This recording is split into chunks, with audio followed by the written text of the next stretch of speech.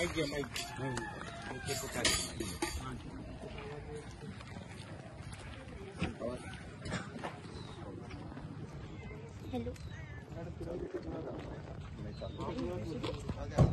नमस्कार. अहो ऐकलं का? काय झालं, काय म्हणते? अहो बाजूचा गणेश सर इंग्रजी शाळेत शिकत आहे. आपण आपल्या मुलाला कधी शाळेत टाकणार? मग तुला तर माहितच आहे ना, आपल्याकडे एवढे पैसे नाही की मुलाला इंग्रजी शाळेत शिकवणार. अहो पैसे नाही तर काय मुलाला शिकवायचंच नाही का? अहो तुम्ही काहीच काळजी करू नका. माझा मुलगा तर एकलव्य शाळेमध्ये शिकतो. तुम्ही पण तुमच्या मुलाला एकलव्य शाळेमध्ये ऍडमिशन भेटू शकते. जर तुमचा मुलगा 5वीची प्रवेश परीक्षा देऊन जर त्याला चांगले गुण मिळाले तर त्याला 6वीची सहजपणे ऍडमिशन भेटून जाईल. अहो पण पैसे तरी खूपच लागतील ना. तुम्ही पैशाची काहीच काळजी करू नका. ते सगळं फ्री आहे. कपडे, नोटबुक वगैरे सगळे. जर तुम्हाला अजून काही माहिती पाहिजे असेल तर तुम्ही प्रिन्सिपल सरांना भेटू शकता. हो चालेल की. नमस्कार. आज काय काम काढले ते? मुलाचं ऍडमिशन करायचं होतं आपल्या शाळेत. का काय माहिती मिळेल का? मुलाचे ऍडमिशन करण्यासाठी 5वी मध्ये मुलाला एकलव्याची प्रवेश परीक्षा देऊन 6वी मध्ये त्याचे ऍडमिशन होत असतं. सर्व एकीच्या मुलांना दर्जेदार शिक्षण देण्यासाठी सन 1997-98 मध्ये एकलव्य मॉडेल निवासी शाळेची सुरुवात करण्यात आली.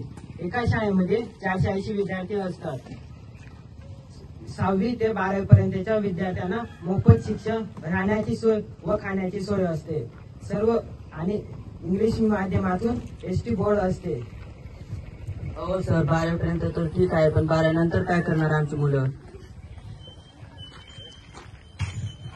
एसटी विद्यार्थ्यांसाठी केंद्र सरकारने राष्ट्रीय शिष्यवृत्ती योजना 2007 ते 8 पासून सुरू केली आहे. यामध्ये गुणवंत विद्यार्थ्यांना पदवी आणि उच्च शिक्षणासाठी शिष्यवृत्ती दिली जाते.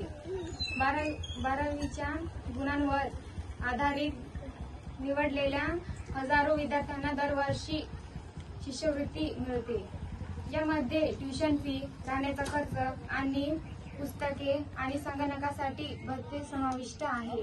यामध्ये 45,000 पर्यंत सहाय्य केले जाते.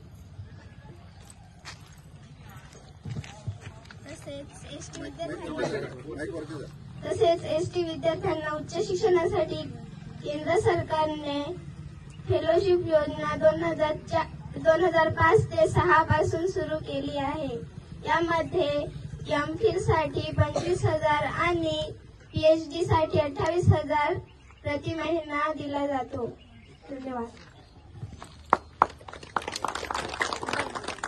बच्चे पढ़ेंगे आगे बढ़ेंगे. धन्यवाद.